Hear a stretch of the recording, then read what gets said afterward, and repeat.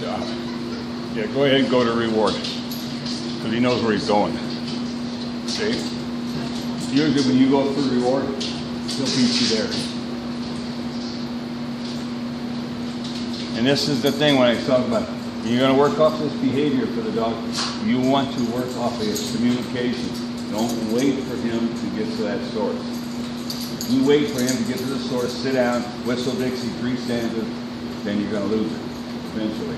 It's only a matter of time. And then you start developing false alerts.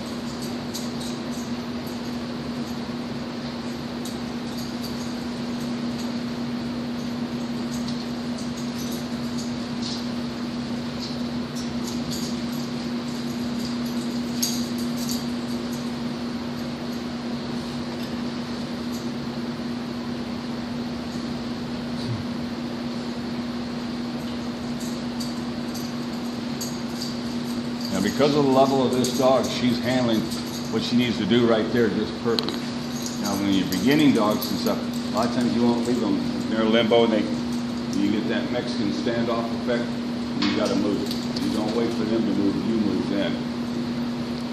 But see, she's at a level 3 up. She's working to get basically the lead.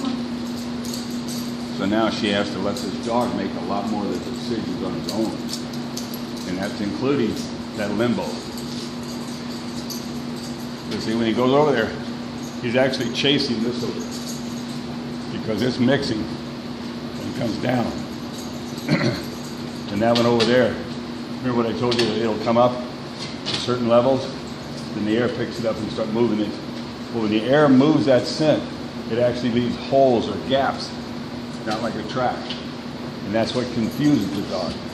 So they instinctually, working off the environment, will avoid those holes in the traps. And that's what he's trying to work out now. So now watch the dog work like that. I realize, okay, he would have pinned a high one already. So now he's telling me that's his communication, is he's working a low high somewhere in that area. So I'll let him work. And a lot of times in narcotics, what we end up with, it'll be hidden in air vents, under the floor, things like that. And that's what we get. Because the dog can't find it once it's not coming up where it's a natural track back right to the dog. Good.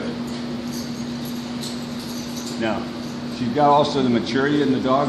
At this point, she can get away with not paying it, and it's still important to him.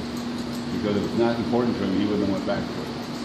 So when you watch that fine line, what you're watching for, when he stops going back to those hides, you know, through a normal search pattern, not doing it as a behavior thing, and things like that, that's when you got to work with it. Does that make sense? You got to really watch for that as the dog advances forward.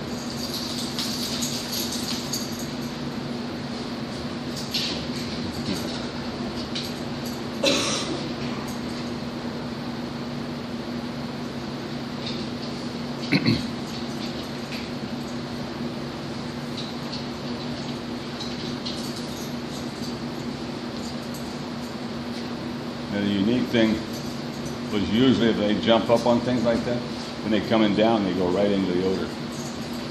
So that tells me again also, this side of that odor between it and the door, there's no odor on the ground.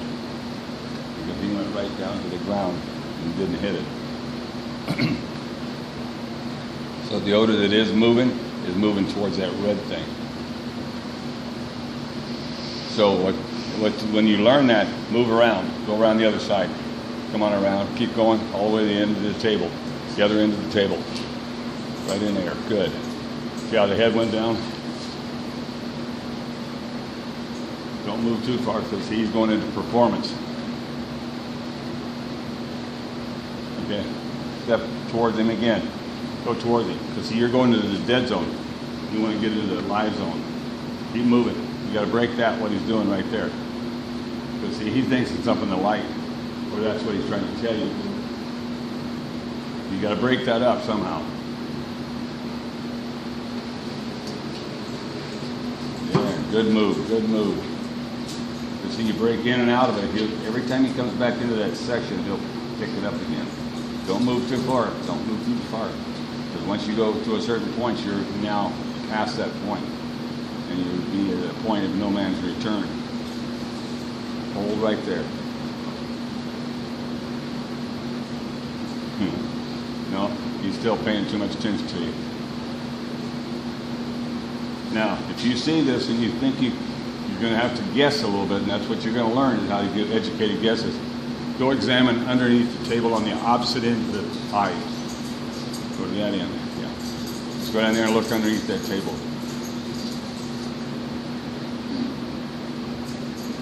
He'll pay attention.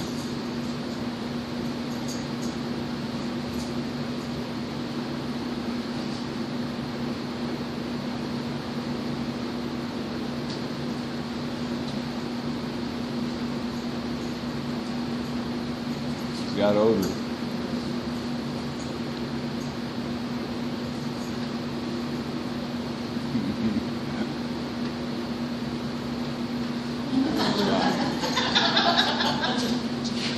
Now, this is why we call it you're working as a team. You know, you take the data dog gives you and make educated guesses. On your educated guess. When she first went down under the table, we looked at her like, yeah, he's not used for behavior. Yeah. So that's the thing is when you guys, because you are basically performance-based as a normal companion dog team, you're working off of performance stuff. Now you're breaking away from that when you go into nose work, which is where the dog has a little bit of confusion because he's not sure about why you're doing the kind of things you're doing. So once he gets accustomed to that, he learns how to use them the right way. Good. Good search.